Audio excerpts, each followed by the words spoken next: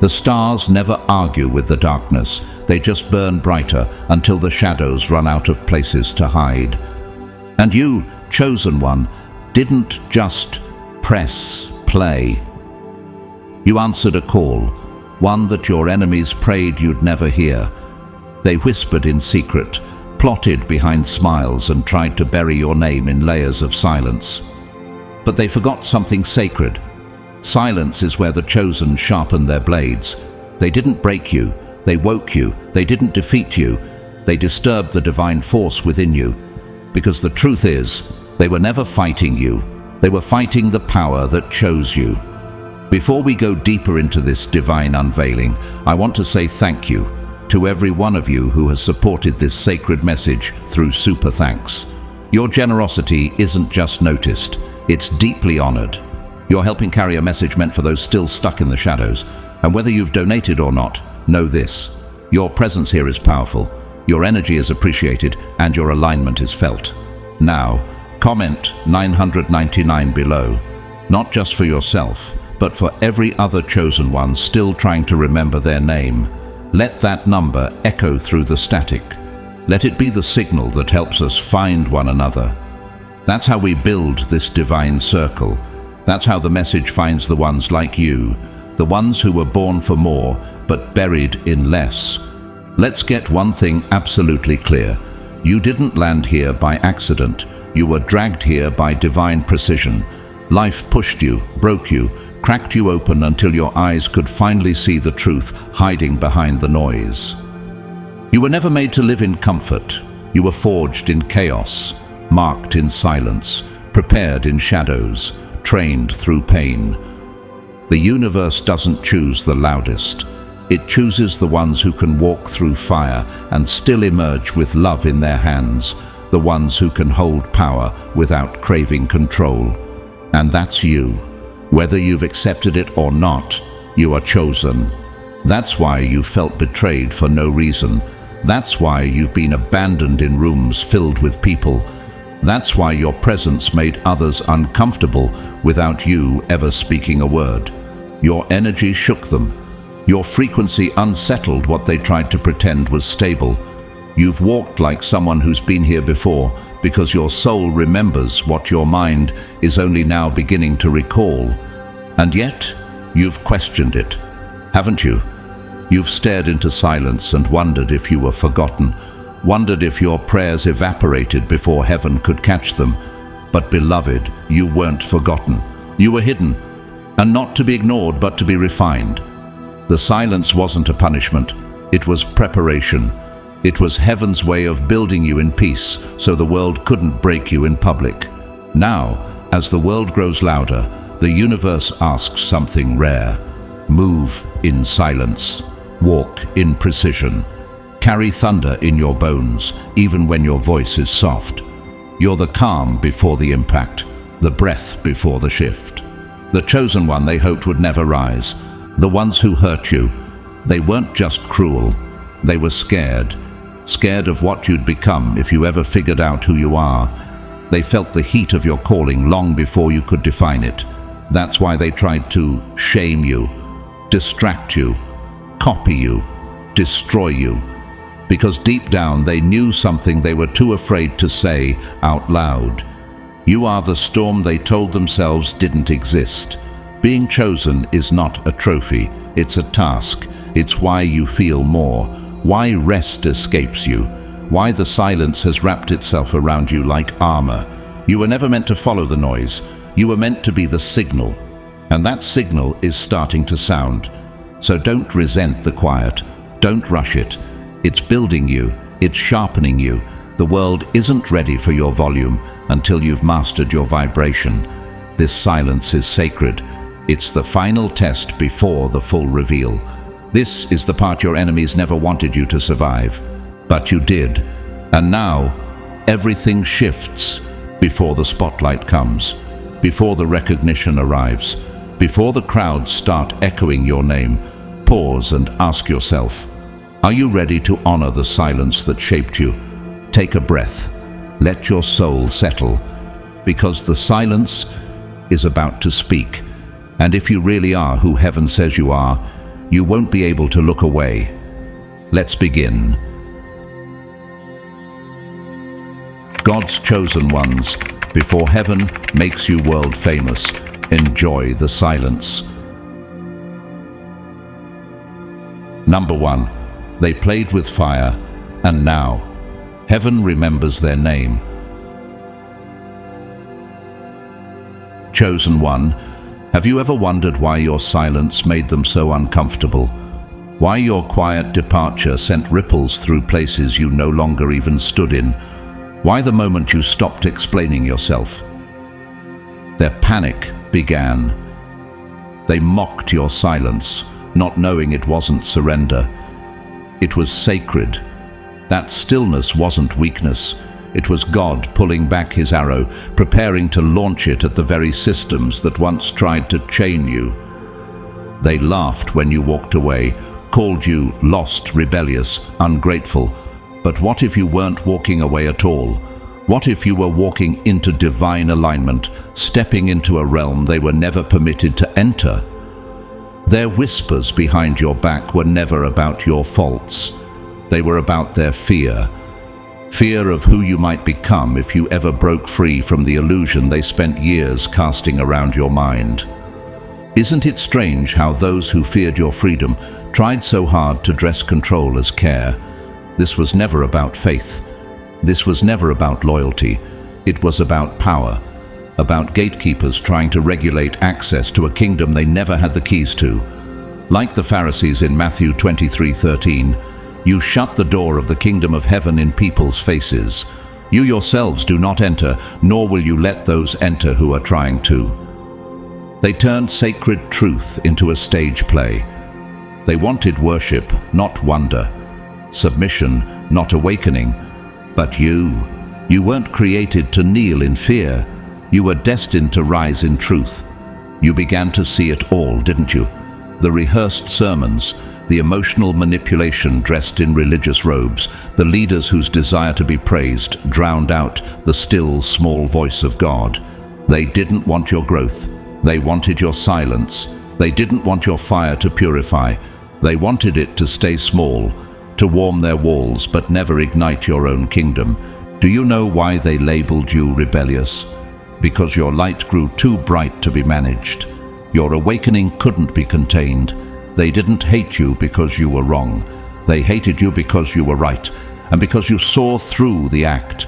You saw the cracks in their stage, the hollowness behind the curtain. You saw the system for what it was, a performance, and you refused to play your part. That's when you broke the spell.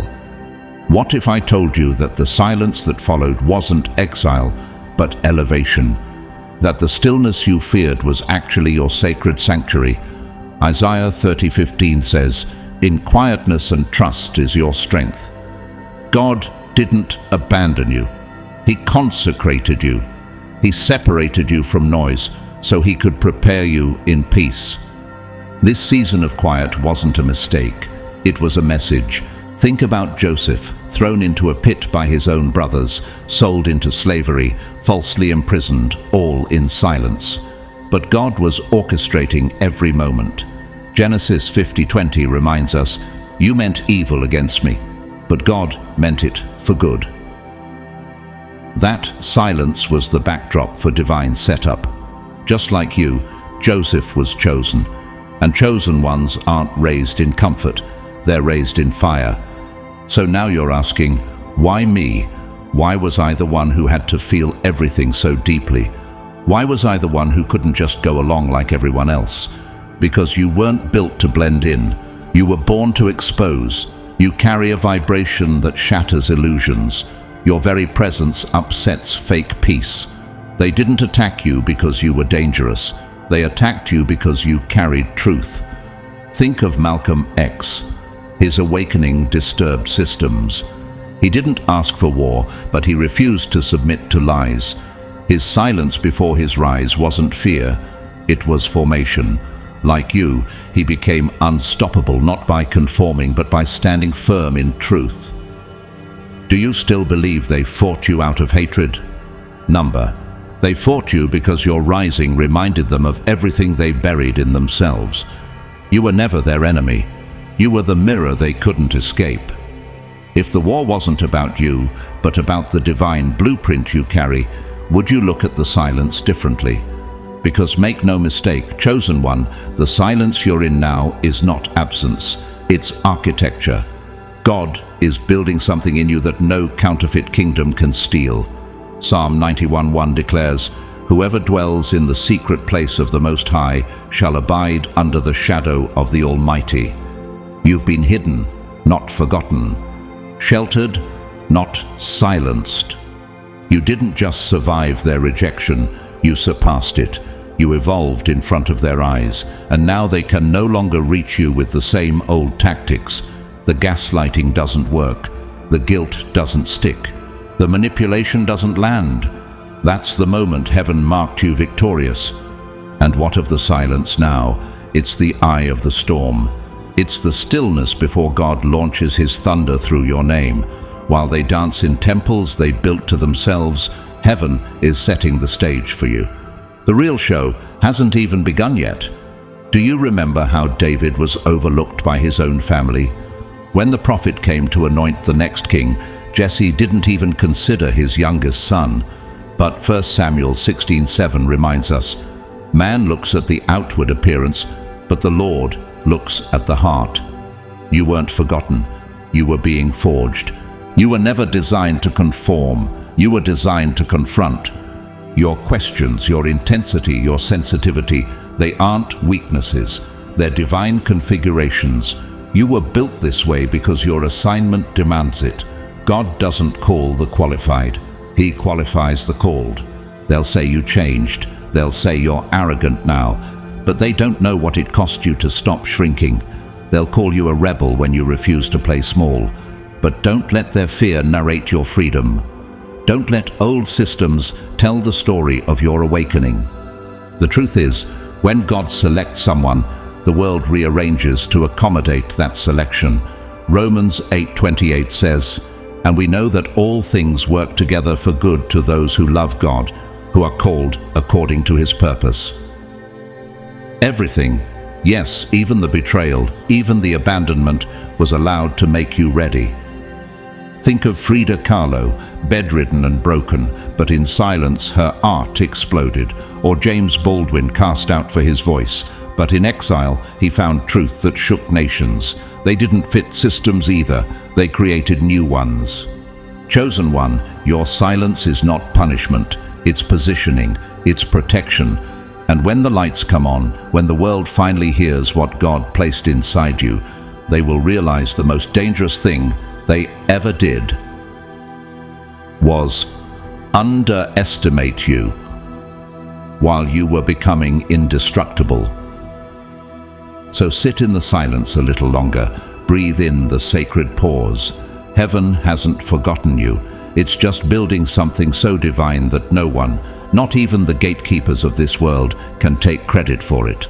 You are the calm before the storm, the whisper before the roar, the silence that signals destiny, and very soon the world will know your name. Number 2, marked by fire, not by their standards.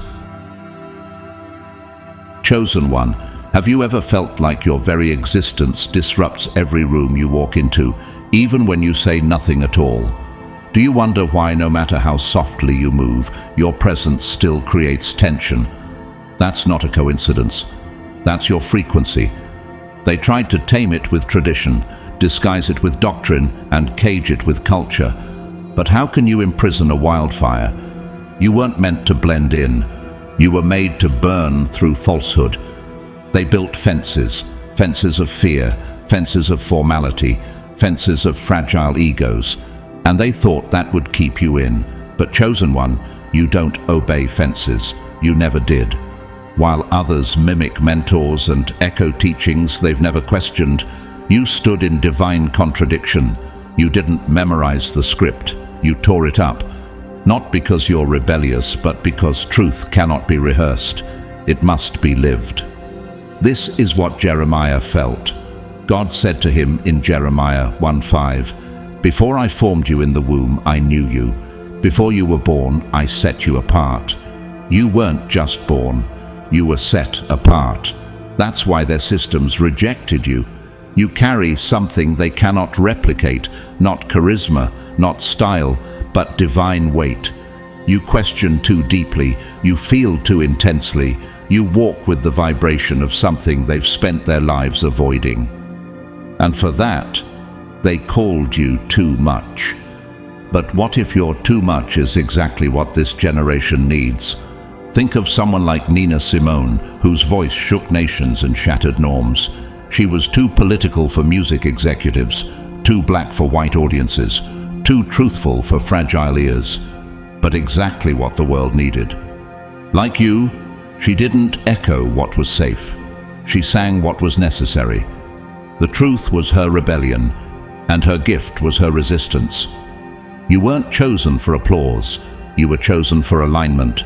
That's why your path feels so lonely. That's why you feel the weight of knowing things you never asked to see. Being chosen doesn't mean you're put on display. It often means you're hidden, forged, misunderstood. While they keep pretending tradition is truth, you keep walking into divine clarity. They wanted you silent because your voice cracks open their comfort. You didn't follow the rules they wrote in fear, and for that they labeled you arrogant, disrespectful, dangerous. But let's tell the truth. What they really meant was uncontrollable. They want obedience, not discernment. Conformity, not conviction. But you've seen the chains behind their rituals. You've seen the cages disguised as churches, the manipulation disguised as mentorship.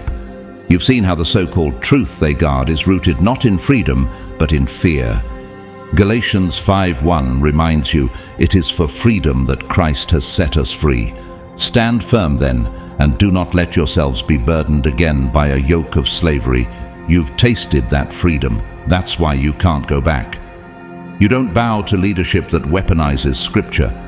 You don't submit to communities that punish authenticity. You've walked through fires no institution could survive, and yet you remain, not hardened, but holy. Even now you can probably recall the moments you tried to dim your light, times you wondered, is it me? Am I too much? Should I just be quiet? But every time you tried to shrink, didn't something inside you scream? That was your soul refusing to die in captivity. That was your purpose refusing to be boxed. You were never meant to serve broken systems. You were called to dismantle them. Do you remember how Jesus was treated by the religious elite of his day? The very people who claimed to represent God rejected him. Mark 7:8 says, "You have let go of the commands of God and are holding on to human traditions." Sound familiar? That's why they feared him. That's why they fear you. Not because you're wrong, but because you reveal that they might be. And it hurts, doesn't it? Walking through fire without applause, being celebrated in silence but crucified in public, watching people elevate watered-down versions of truth while the real message breaks your back in secret. That's the price of carrying something sacred. But what if I told you? That's proof you're on the right path. Think of Alan Watts, the philosopher who taught ideas too expansive for his time. Institutions rejected him. Academics dismissed him. But decades later, his voice still speaks, because truth outlives trends. Like you, he didn't serve a system. He served a calling. Chosen one, you didn't arrive here to make people comfortable. You came to make them conscious. You were never meant to be everyone's favorite. You were meant to be faithful. Your presence cracks illusions. Your voice dismantles deception. That's why they resist you. Let them preach their rehearsed sermons. Let them repeat what they were told.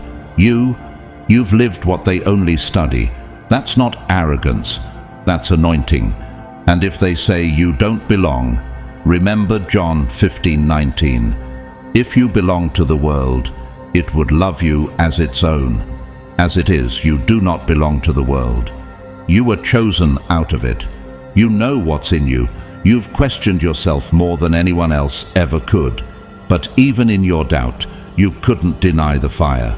The calling hasn't left you, not in your sleepless nights, not in your deepest heartbreaks, not even in your silence. So stop apologizing for the weight of your anointing. Stop watering down your truth to make it easier to swallow. What God placed inside you isn't a suggestion. It's a blueprint. You're not here to imitate. You're here to initiate. Harriet Tubman didn't wait for permission to lead slaves to freedom. She didn't need the church's blessing. She didn't need the world's validation. She moved because the fire inside her couldn't be contained.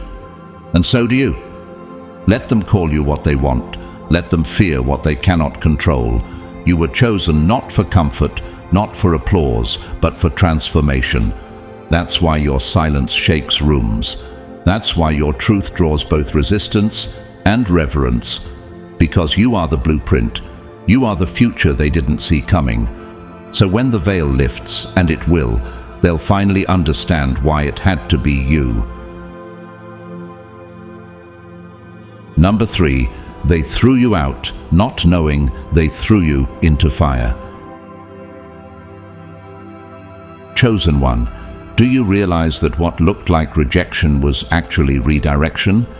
Have you paused to consider that the very moment they cast you aside was the exact moment heaven marked you for transformation? They didn't just walk away from you, they expelled you, convinced they were protecting something sacred. But what if they weren't shielding holiness? What if they were just shielding themselves from the truth that your presence exposed? They didn't reject you because you were broken. They rejected you because you were real, and real disrupts illusion. Real doesn't play well in a world addicted to performance, masks, and shallow applause. Like a mirror held up to everything they were hiding, your light disturbed the darkness they had grown comfortable in. You didn't fit into their rules because your spirit refused to be tamed by man-made cages. Like the prophets of old, you saw what others chose to ignore. Think of the story of Stephen in Acts 7, a man full of truth and the Holy Spirit, whose boldness in confronting hypocrisy cost him his life. His rejection wasn't due to falsehood. It was the system's inability to tolerate unfiltered divine reality. Acts 7:51 says, "You stiff-necked people, you always resist the Holy Spirit." That resistance is still alive today in every place where your authenticity is met with accusation. They called you rebellious. They labeled you intense, too much, too loud. But weren't those the same labels they placed on Jesus? In Luke 23:2, the Pharisees accused him, saying, "We found this man subverting our nation." Subverting because he questioned the systems built more on power than purpose. And just like him, you became a threat, not because you broke the truth, but because you lived it. When you saw through the fake love, the shifting rules, the controlled hierarchy masked as community, you did the most dangerous thing a person can do in a manipulative system. You thought for yourself. And for that, they didn't just distance themselves, they exiled you. They spat you out like poison, not realizing they were setting you on fire in the best way. Because rejection doesn't destroy the chosen, it refines them. What they didn't know is that their betrayal was your baptism, that every door slammed in your face forced you to build your own house with heaven's blueprints, that their silence wasn't the universe turning its back. It was heaven beginning to speak in whispers only the exiled can hear. Just like Moses, who was thrown out of Egypt but called from the wilderness by a burning bush, Exodus 3, you too were cast into silence so you could hear something sacred. You thought you were losing everything, status, relationships, clarity. But what if you were shedding illusions? What if your identity wasn't being erased but revealed? Romans 5:3-4 tells us, "We glory in our sufferings because we know that suffering produces perseverance, perseverance, character, and character, hope." In the absence of applause, you found authenticity. In the furnace of abandonment, you discovered your fire. In the rejection, you stopped begging for seats at poisoned tables and started building altars in your own name. Altars of truth, altars of identity, altars of sacred rebellion. Think of Tyler Perry, once homeless, sleeping in a car, rejected and ridiculed. Yet in the silence, in the crushing, God was working. He didn't fit the mold, he didn't have connections, but what he did have was alignment. And alignment always outlasts applause. Just like you. You now walk with clarity they can't understand. You've unlearned the toxic equation that love equals compliance. You know now that power doesn't flow from hierarchy or hollow titles. It flows through truth, through those who carry scars as symbols of survival, not shame. Let's be honest, you tried to suppress it. You tried to shrink yourself just to stay within bounds. You questioned your own mind, asked if you were the problem. But here you are, stronger, quieter, deeper. Not because you climbed their ladders, but because you surrendered to the truth of who you are. And that truth, it doesn't need validation. You've realized something sacred. You're not here to serve systems. You're here to outlive them. In a world where leadership often looks like control and grace is weaponized into guilt, your presence alone rewrites the rules. 2 Corinthians 12:9 says, "My grace is sufficient for you, for my power is made perfect in weakness." Your rejection wasn't your disqualification, it was your qualification. Everything you were shamed for, your depth, your questioning, your emotional intensity, those were not your flaws. They were your signature, your seal, your sacred blueprint. And what's more powerful than a soul refined in fire? A soul that walks in purpose without needing to shout. A soul that enters a room and shifts it without asking for attention. That's who you've become. Like Franz Kafka, rejected by critics and misunderstood in his lifetime, whose words later ignited generations, your message might not have been for the stage they built, but it will echo beyond their walls. You weren't exiled. You were exalted in hiding. They thought they were silencing you, but in your silence, God taught you secrets only fire could unlock. You now carry a truth that doesn't wear robes, doesn't shout from pulpits, doesn't parade on platforms. It just is, real, unshakable, and unstoppable. You don't speak like them anymore. You don't chase the same crowns. You're not driven by applause. You're sustained by assignment. You no longer need categories. Your existence is the category. Let them call you a rebel.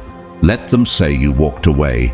What they'll never admit is that the very traits they use to disqualify you, your unwillingness to fake it, your need for deeper meaning, your sacred resistance, those are the marks of the chosen. Don't mourn what you lost. Don't grieve the rooms you were pushed out of. They weren't sanctuaries. They were cages dressed up in stained glass. And you, chosen one, were never meant to live caged.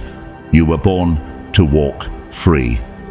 John 8:36 says, "So if the Son sets you free, you will be free indeed." And now you are. Number 4, from the shadows. They forgot to fear, you rise. Chosen one, have you ever felt like the world mistook your silence for insignificance? Have you ever wondered why you were buried so deep, so far from the spotlight, as if forgotten? They saw you disappear and thought it was over for you, but they didn't realize you weren't buried. You were planted. There's a difference. The shadows they feared were your sanctuary. That silence they assumed was your grave was actually your greenhouse. They never expected anything sacred to grow in secret. But the most powerful growth doesn't happen in crowds. It happens in the dark. You weren't built for performance. You were built for presence, and not the kind that flashes across timelines and vanishes with the scroll. You were marked for the kind of presence that walks into a room and shifts the atmosphere without saying a word. The kind that breaks generational curses just by existing. The kind that makes people stop mid-sentence because something ancient, something divine, stirs inside them when they encounter you. You were never an accident. How could you be? Every unanswered prayer, every night you sat in the dark, wondering if God had forgotten you, none of it was wasted. That pain, it didn't destroy you, it delivered you. Romans 8:18 says, "The sufferings of this present time are not worthy to be compared with the glory which shall be revealed in us." That glory is now rising, not from a pedestal, but from pressure. And pressure produces diamonds. Think about Viola Davis, who grew up in poverty, in rat-infested apartments, shamed by her skin color and her silence. But that silence became her power. That suffering became her art. And now, her presence alone commands truth. Like you, she wasn't created for applause. She was created for impact.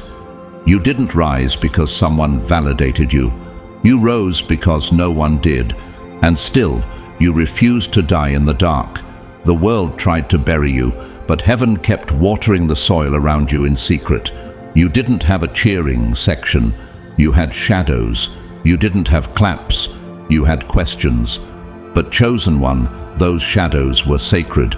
They became the forge, the divine womb, the quiet space where you were formed, not for fame, but for fire. They thought your absence meant irrelevance. But Psalm 91:1 reminds us, "He who dwells in the secret place of the Most High shall abide under the shadow of the Almighty." You weren't hidden to be forgotten.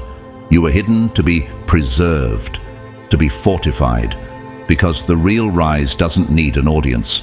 It needs alignment. You've developed deep roots while others chased shallow praise. While they studied performance, you were studying pain. While they mimicked the stage, you were mastering surrender. That's why you're different. That's why your rise is undeniable, because you don't need the spotlight. You are the light. Think about Nelson Mandela, who spent 27 years in a prison cell, forgotten by many, discarded by systems. But in the silence, he rose. He wasn't just released, he emerged transformed. And when the world finally looked again, they saw a leader forged by quiet endurance. Just like you. You didn't survive all that fire just to fit in. You survived to lead others out. You are now a living signal. Evidence that not all storms are meant to destroy. Some storms clear the ground for new creation. Every scar on your body, every crack in your soul is now filled with purpose. You are walking prophecy. Isaiah 45:3 says, "I will give you hidden treasures, riches stored in secret places, so that you may know that I am the Lord." You are that hidden treasure. Your clarity, your strength, your vibration. It all speaks before your mouth ever opens. People don't even know why they feel something shift when you walk in. It's because you carry presence, not persona. You never chased this rise. That's what makes it holy. You were shaped for it. While others crumble without applause, you were constructed in its absence. While they built their identity on being seen, you found yours in being set apart. This is not hype. This is holy alignment. You've been fortified by failure, strengthened by silence. The version of you the world is about to witness was sharpened in secret, sculpted in suffering, perfected in pressure. That's not performance, that's prophecy. And now, you are the evidence. Think about Chadwick Boseman, who acted in iconic roles while battling cancer in silence. He carried power without seeking pity. His quiet fight became a roaring legacy. He left the world stunned, because the fire that formed him happened in the dark. You too have been built in silence for something eternal. God didn't make you endure all of that to blend in. He didn't pour his fire into you so you could fold under man's expectations. You were hidden for a reason, because what is rare is protected until it is ready. And chosen one, you are ready. This is not the time to downplay your rise.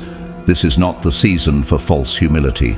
This is the hour to walk with authority, not because you need recognition, but because someone else needs your proof. Someone is watching you right now, wondering if they'll ever survive what you just walked through. And they will, because you did. Esther 4:14 reminds us, Perhaps you were born for such a time as this. You're not just rising. You are the answer to someone's prayer. You are the mirror they've been crying out to see. Let them wonder. Let them gossip. Let them question how you made it through the fires meant to destroy you. You don't owe them a backstory. You are the story. Your rise doesn't need an explanation. It is the explanation. So when the light finally finds you, when the silence breaks and the noise begins to chase your name, remember, you didn't rise because of them. You rose in spite of them. And every private war, every lonely night, every unanswered question, it all built this masterpiece.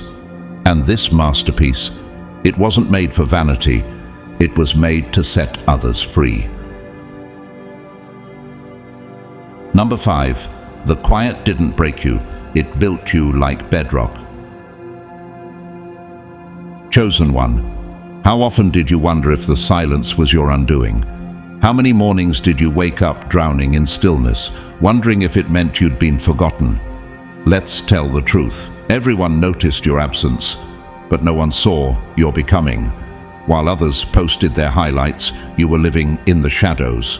But the shadows weren't a sentence. They were a sanctuary. You didn't ask for this path. You didn't beg to be set apart. You certainly didn't volunteer to have your life burned down and rebuilt in sacred solitude. But here's the divine paradox. Being chosen doesn't begin with readiness. It begins with willingness. Willingness to be stripped, to be reformed, to walk alone when others are sprinting together, to sit in stillness when the world is screaming for movement. Isaiah 64:8 says, "We are the clay, you are the potter, we are all the work of your hand." And the potter does his finest work in silence. The universe didn't place you in the quiet to punish you. It placed you there to prepare you. It wasn't exile, it was exactness. It wasn't hiding, it was healing. While others chased validation, lights and influence, you were being rooted. Not the kind of roots that reach out, but the kind that reach down. Invisible, quiet, unshakable. And now, because of that deep work, you are immovable. They didn't see what you endured behind closed doors. The nights where hope felt like fiction. The mornings where climbing out of bed felt heavier than the world. They didn't hear the voices in your head whispering that maybe they were right. Maybe you really were too much, too intense, too idealistic. Maybe you imagined the calling. Maybe the silence meant you were abandoned. But heaven was listening. Psalm 56:8 reminds us, "You keep track of all my sorrows. You have collected all my tears in your bottle. You have recorded each one in your book." Not one breakdown was wasted. Every tear was counted. Every moment of collapse was actually a rebuild in disguise.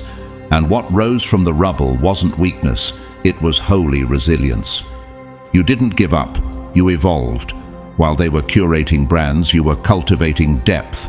And now that depth terrifies them, because depth doesn't crumble when applause fades. Depth stands when platforms fall. You learned how to walk without being seen, how to breathe without being praised. And that's why you're dangerous now. The quiet became your university. It taught you to recognize your own voice again. Not the voice of performance, not the voice of guilt, but the voice of God within you, the still, small whisper that told you, you are enough without their permission. Just like Mother Teresa, who labored in silence in the slums of Calcutta. Her ministry didn't begin on a stage. It began in obscurity. She didn't wait for a microphone. She simply served. And her quiet love disrupted the entire world. She didn't rise because she shouted. She rose because she listened. Chosen one, you've done the same. The power you now carry isn't loud. It's low and steady, like water that shapes stone. It doesn't perform, it persists. It doesn't ask for permission, it flows. That's the kind of power the world cannot replicate. The kind that announces itself not with a shout, but with a presence that cannot be denied. Your silence wasn't wasted time. It was a sacred installation. You weren't ignored. You were calibrated. God wasn't ghosting you. He was aligning you to a frequency the world wasn't ready to hear yet. John 16:13 says, "When the Spirit of truth comes, he will guide you into all the truth." That guidance doesn't always roar. Sometimes it whispers in stillness. You've been healed in private so you can lead in public. You've been fortified before you were found. That's why the doors didn't open. That's why the opportunities delayed. You weren't in divine denial. You were in divine development. Heaven placed you in the quiet, not to silence you, but to build something that wouldn't collapse the moment it was seen. Think of Keanu Reeves, who faced devastating losses and chose the path of obscurity and self-reflection instead of noise and fame. His humility became legendary, not because he sought attention, but because he embodied presence. Like you, his silence became his statement, and his quiet strength became his influence. You're not waiting anymore, you're readying. This isn't delay, it's design. And yes, the silence will break, the moment will come, the flood is already forming. But you won't have to chase it, because when God lifts the curtain, the prepared rise naturally. You'll walk into it without effort, not because you rehearsed it, but because you became it. This next season will require grounded power, not performative charisma. And you, chosen one, have it. You are no longer performing for the light. You are the light. You don't wait for confirmation. You walk in conviction. You don't wait for applause. You move from assignment. Philippians 1:6 declares, "Being confident of this, that he who began a good work in you will carry it on to completion until the day of Christ Jesus." He didn't start this just to leave you suspended in stillness. He was crafting something eternal, something no one can steal. You're not overlooked. You were overprotected. That's what heaven does with rare things. It keeps them hidden until the world can handle them. And now, you are ready. This version of you, quiet, clear, fire-forged, isn't here to blend in. It's here to shift atmospheres. Think of Brené Brown, whose early work was ignored, but she kept studying, kept writing, kept building in silence, and one day, her research on vulnerability became the foundation for a global movement. She didn't become powerful through performance. She became powerful through truth. So don't resent the stillness. Don't mistake preparation for punishment.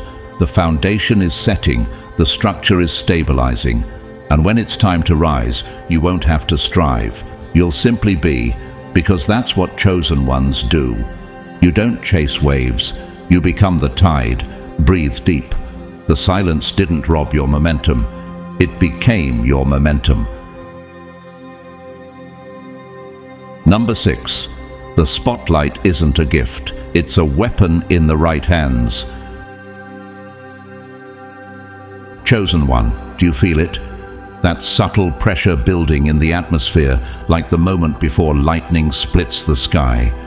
The world thinks the silence was your end. They thought your absence meant you gave up. But silence doesn't signal the end for the chosen. It signals alignment. You weren't forgotten. You were being loaded. This moment is not random, it's precision. And now the trigger has been pulled, not by man, but by heaven itself.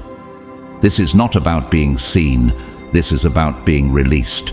You've been prepared in private for a public purpose. And now the shift is here. Not the spotlight for fame, but the elevation that was prophesied in your wilderness long before your name echoed in anyone's mouth. Habakkuk 2:3 says, "Though the vision tarries, wait for it. It will surely come. It will not delay." That vision is here now, and you're not stepping into it as someone seeking attention. You're stepping into it as someone anointed to handle it.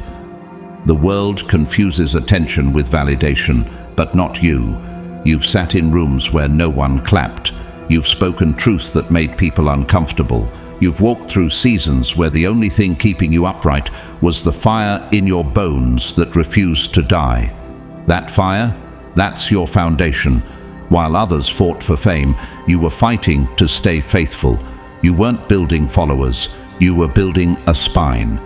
Think about Fred Rogers, known to the world as Mr. Rogers. While television became louder, faster and more commercial, he remained gentle, slow and quiet. He didn't rise because of theatrics. He rose because his integrity was unshakable. Like you, he didn't need to perform. He simply showed up in truth. So now that the lights swing your way, you're not shaken, you're set. This spotlight isn't your crown, it's your mirror. It exposes what's inside. It exposes the pretenders who relied on charisma without character. It exposes the ones who needed attention to feel alive. But not you. You were forged in silence. You were refined in rejection. You carry light not because you sought it, but because you became it. Matthew 6:4 declares, "Then your Father, who sees what is done in secret, will reward you openly." And now, chosen one, the reward is here, but it's not applause, it's assignment. This elevation isn't random, it's earned. You didn't skip steps, you didn't sell out, you took the long road, the lonely road. You lost people, you were mocked, betrayed, ghosted, but you never gave up. And every no became scaffolding, every heartbreak, a blueprint, every delay, a divine setup. You are not someone who stumbled into visibility. You were built to hold it, and now that it's here, you're not approaching it with insecurity. You're walking in authority, not to prove yourself, but because you know the weight you carry. You know that elevation without preparation is dangerous. But you've been over-prepared. Like Bethany Hamilton, the professional surfer who lost her arm in a shark attack and returned to the waves not to prove herself, but because the calling never left her. She wasn't in it for fame, she rose for impact. Like you, she didn't crumble under the pain. She turned it into power. You've already stood through storms that would have leveled others. You've already been judged without a voice to defend yourself. You've already endured seasons where the silence screamed louder than any crowd. And because of that, when the noise starts now, you won't flinch. You've been trained in the wilderness, and wilderness wisdom cannot be shaken by public perception. This shift you're in, it's not just visibility, it's activation. Luke 12:48 says, "To whom much is given, much will be required." This elevation isn't flattery, it's a summons. You're being lifted so others who are still hiding in their own silence can find permission to step forward. Your rise is the signal that survival wasn't in vain, that healing is possible, that refinement produces resurrection. You are living proof that obscurity doesn't mean insignificance, that rejection doesn't end the story, that silence doesn't steal destiny, it prepares it. You've become the person that others will point to when they need proof that pain can birth power. And yes, they'll talk. They'll say you changed. They'll call it luck. They'll twist your timeline to protect their comfort. But let them. You don't rise for their recognition. You rise in resonance. And those who carry the same frequency will feel you. They'll know you're not just someone who made it. You're someone who became it. Like Howard Schultz, the former CEO of Starbucks, who grew up in poverty and faced ridicule for daring to dream big. He didn't just build a brand, he embodied a vision, and when he finally stood at the top, he never forgot the silence he was born from. You too are rising from that sacred stillness, not with ego, but with evidence. So what now, chosen one? Now you stand tall. Now you own the shift. Because this is not the end of your silence. This is the sound of that silence breaking into form. The spotlight isn't here to flatter you, it's here to reveal you. This moment isn't your reward, it's your release. Your calling is speaking now, clear, amplified, undeniable. Not just to you, but through you. And as you rise, the world will witness something they can't explain. Because this was never about going viral. It was about becoming vital. So walk forward, not with fear, not with hesitation, but with full understanding. The silence wasn't a pause, it was a process. And the spotlight, it was never meant to glorify you, it was meant to shine through you. Number 7. Opposition is the echo of your authority. Chosen one, have you noticed how the resistance increased the moment you started walking in clarity?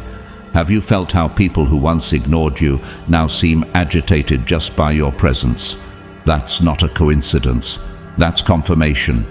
The very energy rising around you now, the whispers, the glances, the sudden pushback, it all means one thing. You've become exactly what they feared you would. The louder the resistance, the clearer the revelation.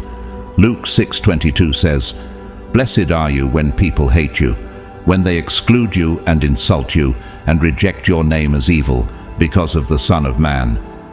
That verse wasn't theory. It was prophecy for moments like this.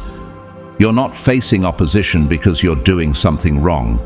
You're facing it because you're finally aligned with what's right. When you were small, they could handle you. When you were silent, they tolerated you. But now that your voice carries weight, now that your presence shifts atmospheres and your walk challenges comfortable traditions, they're panicking. And they should, because you're no longer a passive presence. They can feel your alignment before you speak. You didn't come here to be liked, you came to be felt. Think of Dietrich Bonhoeffer, the German theologian who stood against the Nazi regime. While others preached compromise, he embodied resistance. He wasn't popular, he wasn't safe, but he walked in divine authority, and that alone was enough to shake systems. Like you, he didn't raise his voice to be heard. He lived his conviction to be undeniable. And now that you're rising, don't expect peace from those whose entire existence was built on the assumption you'd stay small. They never feared your presence. They feared your activation. They're not resisting you because you're wrong. They're resisting because your freedom threatens their illusion of control. You broke chains they still wear under their religious titles. You saw what they buried. You questioned what they'd rather avoid. You became the truth they've spent their whole lives preaching around, but never through. John 8:32 says, "Then you will know the truth, and the truth will set you free." But freedom, real freedom, is a threat to those still building their identity on hierarchy and tradition. So when they preach sermons laced with shade, when they gossip behind spiritual masks, remember this: that's not authority. That's insecurity wearing a cross. So don't shrink, don't dilute the message, don't back down just to make them comfortable. Their resistance is your announcement. You don't need applause to feel approved. You've been validated by something cosmic. Sacred silence they can't interpret. Every trial you've endured in obscurity was training. You've walked through hell with no one clapping, and yet you kept going. That's real weight. That's real power. Now that the noise has started, don't mistake it for truth. Their opinions are just echoes. You hear something higher. You move by alignment, not approval. While they obsess over being seen, you've learned to walk by assignment. You don't ask for permission anymore. You carry presence. Just like Serena Williams, who faced ridicule, criticism, and systemic disrespect throughout her career. Her power didn't just come from her strength. It came from her stillness, her refusal to shrink, her ability to turn criticism into clarity. You too have mastered the art of enduring pressure in silence, emerging unbothered, unbroken, and unstoppable. And here's what really disturbs them. You're not alone. You are anchored. You don't stand as some rogue spirit. You are part of a lineage of chosen ones who've been refined in fire and now stand like sentinels at the gate of truth. There are forces. Call them what you want. Divine energy, ancestral power, heavenly backing, that walk with you now. This isn't ego. This is embodiment. This is purpose wrapped in skin. You've found your inner circle, not a trend, not a clique, but a spiritual sanctuary, a place for the architects, the outcasts, the ones who've buried themselves only to rise forged by fire, the ones who don't just talk about destiny, they live it, they carry it, they are it. You are now among those who don't wear power, they radiate it. Power not borrowed, not for show, but breathed into being by years of obedience, surrender, and silence. If you feel that holy fire in your chest right now, that's not emotion, that's memory. Your soul is remembering who you are. You were never alone. Every betrayal, every door slammed, every shadowed hour, it was pushing you here, into your own authority. Isaiah 54:17 reminds you, "No weapon formed against you shall prosper, and every tongue which rises against you in judgment you shall condemn." The weapons may form, the noise may rise, but they cannot win. You're not here to argue. You're not here to explain. You're here to embody. So let them talk. Let them roll their eyes. Let them write their think pieces and frame you through their insecurity. You're not here to fight them. You're here to outgrow them. You don't rise by tearing others down. You rise because your alignment can no longer be ignored. Authority doesn't need to shout. Authority enters. It shifts the air. It speaks even when silent. It's the reason people get nervous when you walk in, even if you say nothing. That's what opposition doesn't understand. You didn't rise because of their attention. You rose despite it. You were carved in the quiet. You were built under pressure. So their criticism now, it's like shouting at a mountain, hoping to move it. You are the mountain. Think of James Baldwin, the writer whose words cut through racial and cultural illusion. He was exiled, misunderstood, and yet he never changed his tone to suit comfort. His opposition confirmed his truth, and his truth still lives today. That's what happens when the chosen ones walk in alignment. Their presence becomes permanent. So wear the resistance like armor. Let their projections bounce off your peace. You weren't elevated by mistake. Romans 8:30 says, "And those he predestined, he also called. Those he called, he also justified. Those he justified, he also glorified." You've been through every step of this divine sequence. You were chosen because you can carry the weight, because you've proven to heaven and to yourself that fire doesn't scare you, isolation doesn't break you. And now that the real ones are finding you, now that your light can't be dimmed anymore, you've finally found what they could never give you, you. Number 8, you weren't abandoned, you were being aligned. Chosen one, have you ever mistaken silence for abandonment? Have you ever sat in rooms so empty you began to wonder if the echo in your soul was a mistake? That maybe you were too much, too intense, too quiet, too truthful, too different. But what if that silence wasn't rejection? What if it was recalibration? You weren't left behind. You were being lifted out, set apart for something far deeper than proximity. You were never meant to fit in. You were meant to find your real people, those who could carry the weight of your fire with you. It wasn't loneliness. It was refinement. It wasn't exile. It was elevation.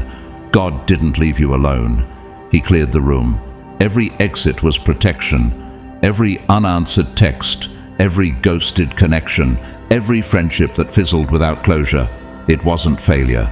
It was filtering. Psalm 34:18 says, "The Lord is close to the brokenhearted and saves those who are crushed in spirit." You thought you were alone, but heaven was closer than ever. The truth is, what you carry isn't light.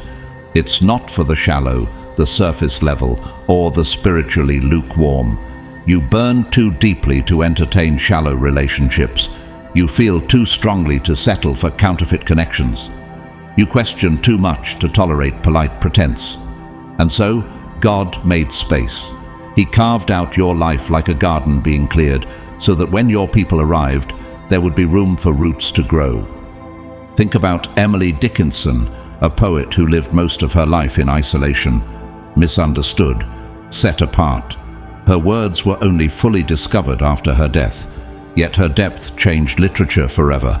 Her solitude wasn't abandonment, it was alignment with her purpose. Like you, she didn't need crowds to become timeless. She needed silence to become. Every season of stillness carved you out, so you could learn the difference between attachment and alignment. You stopped chasing chemistry and started craving frequency. You became allergic to fake. You no longer accepted friends who only showed up when your light served their shadow. You no longer performed for proximity. You began to listen, not to your fears, but to your knowing, to the subtle voice of God that whispers louder than any crowd. And now the shift has begun. Can you feel it? The invisible rearranging of reality, the tug in your spirit, the sense that someone somewhere is looking for you too. This isn't fantasy, it's prophecy. Proverbs 27:17 says, "As iron sharpens iron, so one person sharpens another." And now your iron is being called. The blades are sharpening. The tribe is assembling.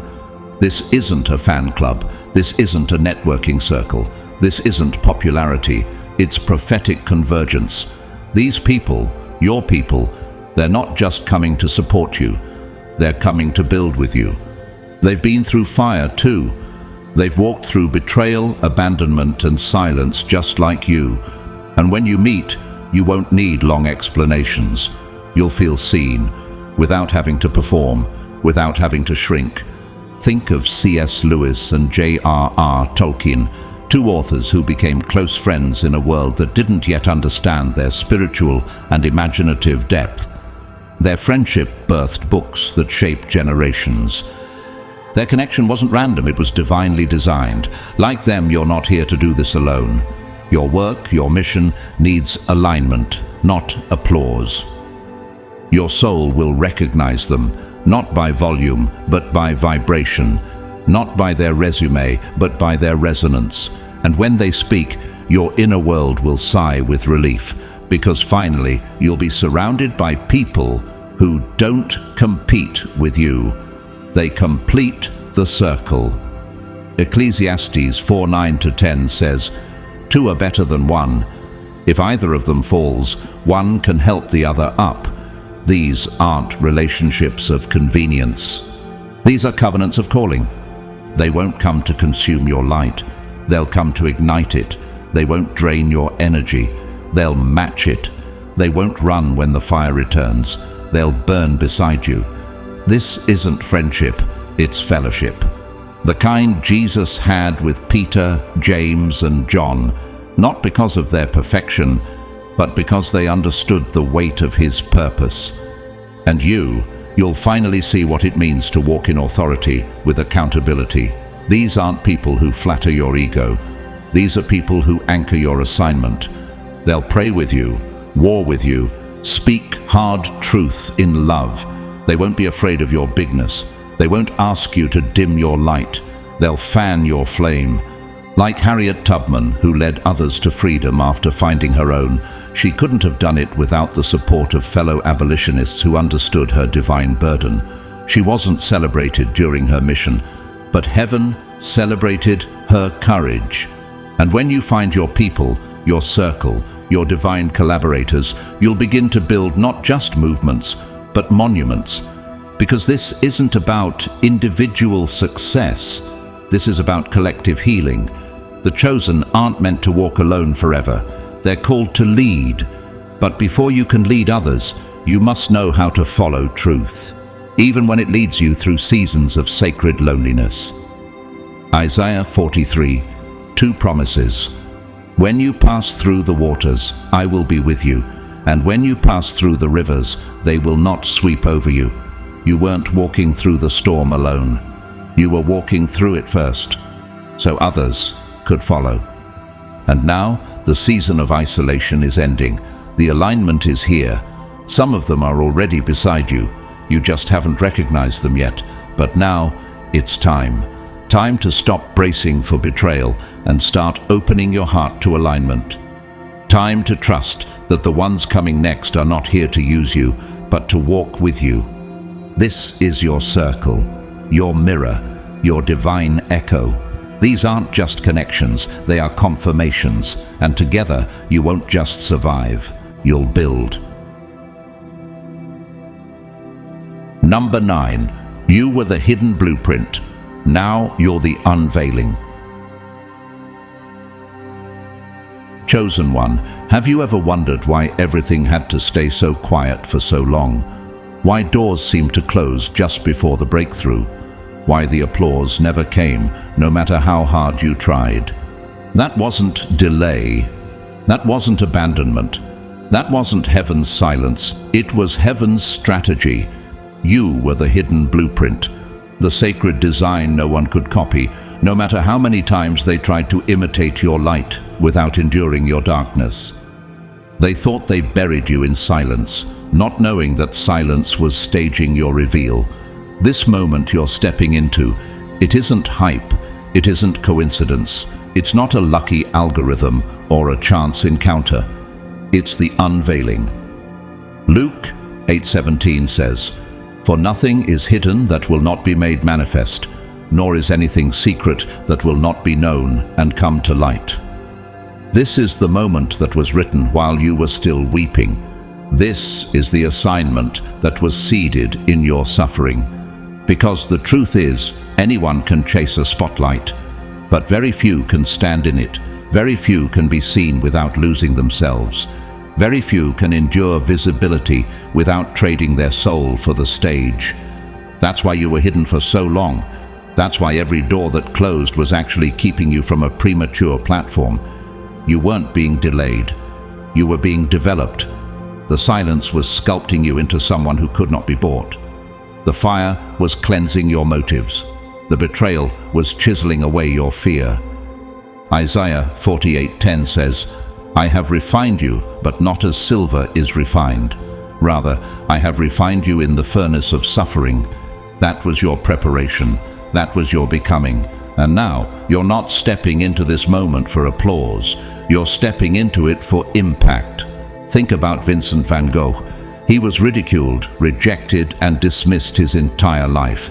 He sold only one painting while alive, yet he never stopped creating. He wasn't painting for fame. He was painting because something eternal was moving through his hands. Today, his art changes lives, and so will yours. Because your work, your words, your walk, they're not performance, they're prophecy.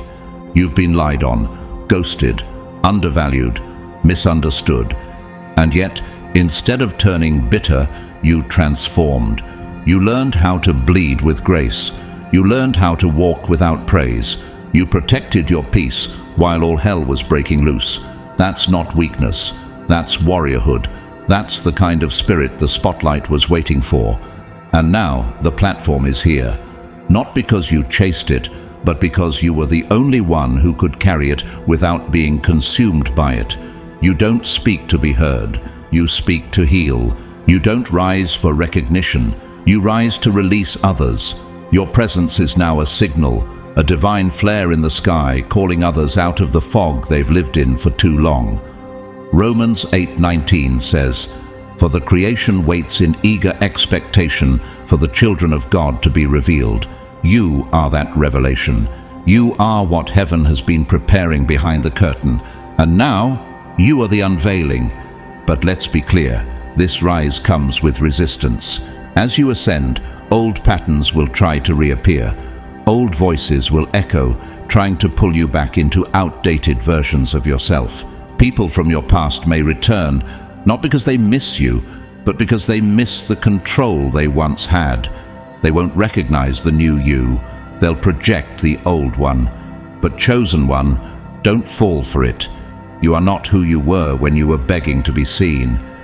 You are not who you were when you mistook noise for belonging.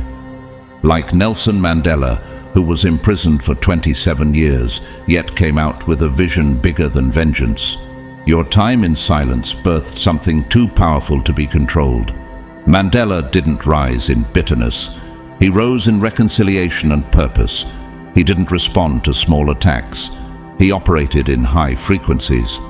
So should you. You don't owe access to anyone who walked away during your wilderness. You don't owe explanations to those who discarded you before your unveiling. Your rise is not their redemption arc. Let them watch from the distance they created. Proverbs 4:25-27 says, "Let your eyes look straight ahead. Fix your gaze directly before you. Give careful thought to the paths for your feet. Do not turn to the right or the left. Keep your foot from evil. Stay locked in. Stay grounded. The same universe that covered you in obscurity is the one anchoring you now in visibility. You weren't chosen for the crowd. You were chosen for the calling. And that calling, it isn't just about your healing. It's about theirs. There are souls attached to your obedience. People you've never met will find themselves in your words. People you'll never touch will be healed through your vibration. Your scars will speak a language their pain finally understands. Think of Maya Angelou, who was silent for 5 years after experiencing trauma as a child. But when she began to speak again, her voice became one of the most powerful tools for justice, healing, and empowerment the world has ever known. Your silence, too, was not the end. It was the seed. So yes, this is your moment, but it's not just your arrival, it's your release. You are not here to be watched, you're here to awaken. Your presence is permission, your journey is a key, your rise is a revolution wrapped in grace. Let others chase relevance. You carry resonance. Let others seek platforms. You are the platform. You don't perform truth, you embody it. And that's why you're dangerous to every system built on falsehood. You are not just stepping into your destiny, you are activating destiny in others. You are the storm disguised as stillness, the answer disguised as a question, the blueprint disguised as background, and now you are the unveiling. So, beloved chosen one, stop second-guessing. This isn't the time for hesitation. This is not the season of dimming your light to stay digestible. This is the moment of revelation. The silence is over. The time to rise is now. You've walked through fire, not to prove yourself, but to prepare yourself.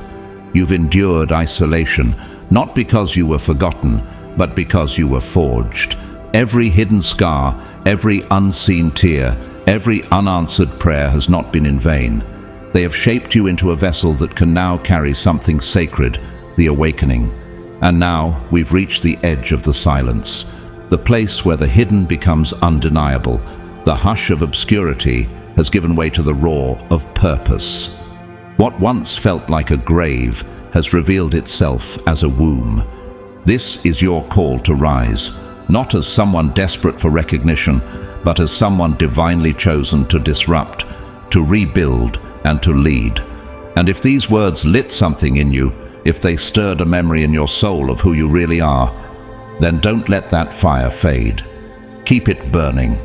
Let it rise. To every soul who has walked this journey with us, thank you. Thank you for sitting in the silence, for showing up even when the world tried to silence you, and for having the courage to receive truth that challenges comfort. And to every beautiful heart who has supported this mission through Super Thanks, I see you. I honor you. Your generosity is helping this message reach the ones still searching in the dark. Whether you've donated or not, know this. Your presence here is sacred, and I am deeply, truly grateful. If this message resonated with your spirit, I invite you to move with it. Like the video, subscribe to stay spiritually aligned, and most importantly, drop the number 999 in the comments below. That number isn't just a symbol, it's an activation. It lets heaven and earth know that you are walking in your assignment, that you are awake, aware, and aligned. And if there's someone you know, someone still trying to find their voice in the silence, share this message with them. Be the sign they've been praying for. Be the echo that calls another chosen one home. The world is waking up, and your voice, yes, your exact voice, is part of the awakening. You are no longer hidden. You are unveiled. And from this day forward, may your light speak louder than their doubts. May your silence become your signature. And may everything that tried to bury you live long enough to witness your divine rising. Blessings upon you, chosen one. You were never alone. And now, you will never be the same.